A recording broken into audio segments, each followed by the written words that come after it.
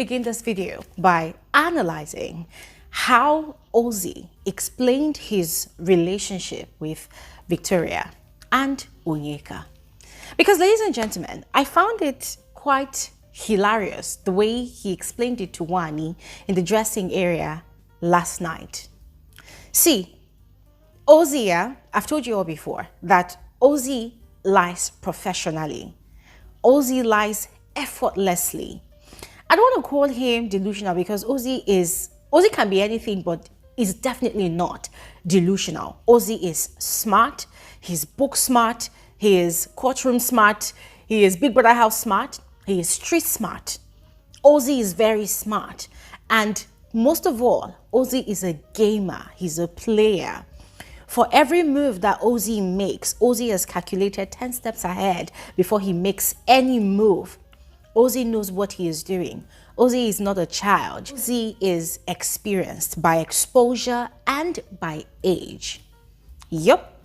So, listening to that man last night, guys, listen, I was laughing so hard, but at the same time, I just could not help but give him his flowers, you know, for being able to manipulate his way around that particular conversation, because every time that conversation comes up, Ozee always has explanations for whatever people are observing. And it was the same thing he did last night. Of course, Wani had been ranting and ranting and ranting about Ruti. And by the way, ladies and gentlemen, let me tell you all that the real Wani is beginning to show. You see that Wani that has been forming and pretending, oh, I'm classy. They're not. I'm demure. They're not. I'm not going to give them my energy. I'm not going to give Ruti any highlights. That Wani is gone down the drain. The real Wani that likes confrontation, you know, that likes talking about something over and over and over and over and over until she bores you to death, that Wani is back. And so yesterday, from afternoon to evening till night, she was talking about Ruti to Ozee. She was explaining her situation, all those things that Ruti, you know, insulted her and her sister with during their altercation before she was evicted.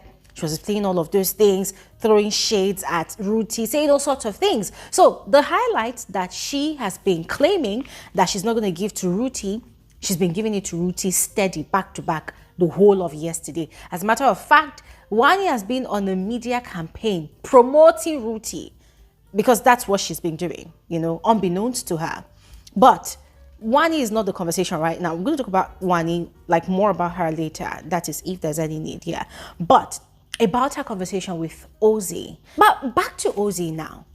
She had asked Ozee, you know, what the deal is between him and the two girls.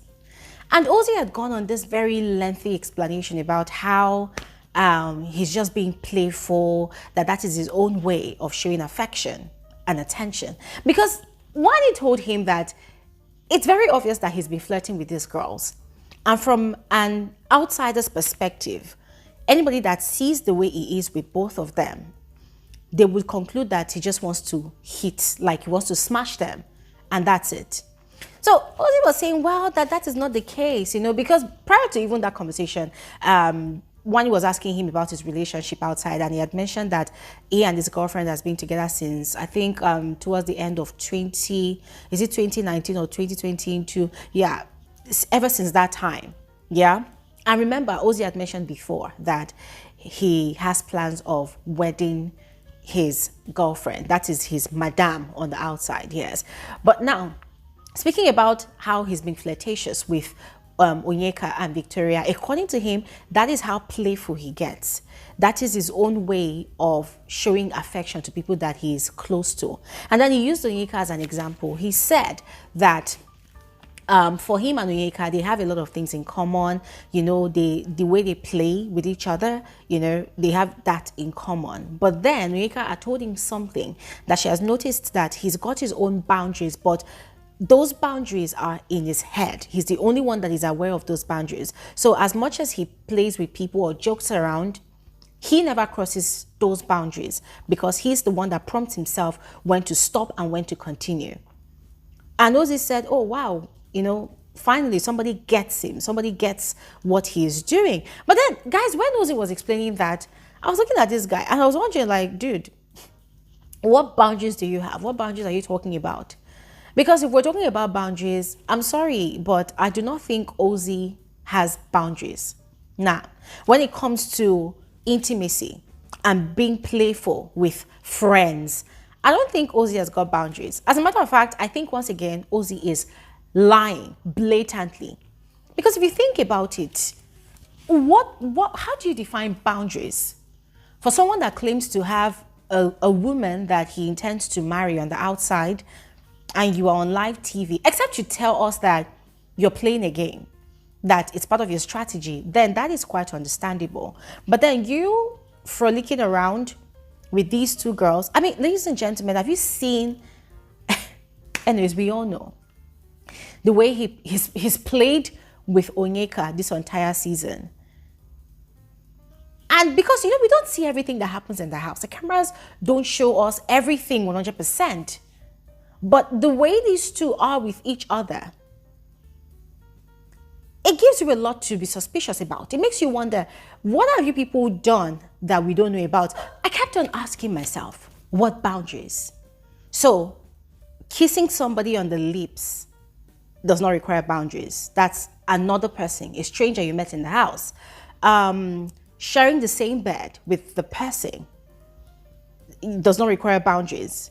Rocking the person's bum, you know, dancing the way you dance with the person during pool parties does not require boundaries. Your girlfriend is okay with it. I mean, except Ozee has an agreement with his girlfriend outside. Except he has told her that, oh, when I go into the house, I'm going to do X, Y, Z. So whatever you see, don't fret. I'm coming back home to you. And the moment I come back, I'm proposing to you. We're getting married. Except they have that kind of understanding, or probably another type of understanding, except his girlfriend is just like him. Except his girlfriend also plays with other guys the way Ozee has portrayed himself with Onyeka and Victoria in the house. Except both of them have this understanding, or maybe they're in an open relationship, that, okay, fine, we're going to do X, Y, Z. By the end of the day, we're coming back home to each other. Because, of course, there are relationships like that. We've discussed open relationships, you know, on this channel before. So, except there's a provision for such an agreement, then fuck boundaries. Fuck those so-called boundaries in Ozee's head. I do not think Ozee has any so-called boundaries in his head. I feel like that is just a way to give an excuse for his behavior. Yeah, that's just an excuse for how he's carried on this entire season with Onyeka. He's enabled it. She, of course, she brought it on. He's enabled it. And now he's like the leader, you know. But unfortunately for him, Victoria is not playing according to his card. So listening to his explanation to Wani last night, I'm just like, dude, come on. Maybe there are kids watching the show, but there are also smart people. You're not the only smart person in the room. There are also smart people that can decode your actions and break down, analyze everything you do, what you say, your body language, and what comes out of your mouth about this whole triangle situation completely contradicts how your body language, you know, is portrayed around the house and around these two ladies. Yeah, but I would love to hear your thoughts about this, ladies and gentlemen. So please share in the comment section below. Now, about Wani, I've told you all before that Wani is back. The real Wani is back. The Wani that likes, in fact, that loves confrontation. The real Wani that relishes, that basks in the highlights of confrontation, you know, of calling people out, is back.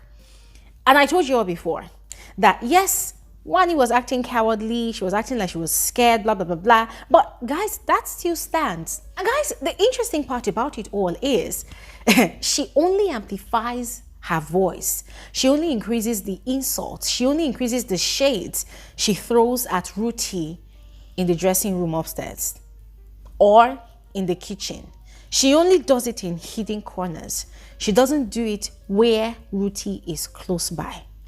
Ruthie, on the other hand, is patiently waiting for her. Yeah. And then speaking about Ruthie has plans to confront Nelly later today. According to her, after she was evicted, she saw a lot of clips of Nelly saying all manner of vile things about her. And that really made her sad because she kept on wondering, like, wait, hold on a second. I never offended you. So why? What's up? You know? So according to her, she's noticed that Nelly has been avoiding her since she came into the house. And so she's going to take herself to Nelly and confront Nelly about those things that Nelly has been saying. And I'm like, hey, who am I to say no to drama? Please, by all means, they should bring it on. That's it, ladies and gentlemen. Dami, Chinwe, and Ruti intend to continue their drama today. So, ladies and gentlemen, we're going to be on the lookout for whatever they've got to dish out to us. But besides the drama that they bring to the house, though, frankly speaking, they've been quite helpful around the house. I mean, yesterday, they prepared an elaborate meal for the whole house, even though Wani decided to continuously shade Ruti and Chinwe over the meal that they prepared. You know, she was just throwing shades, throwing insults at them. And of course, because Onyeka and Ozee were begging for plantain that she was frying, they kept on agreeing with most of the things that she was saying. And a lot of these things that she was saying, she would say it and then she would be looking up with that Apollo eyes. She's looking to see if they are around the corner, if they are coming, you know, and I'm like, okay.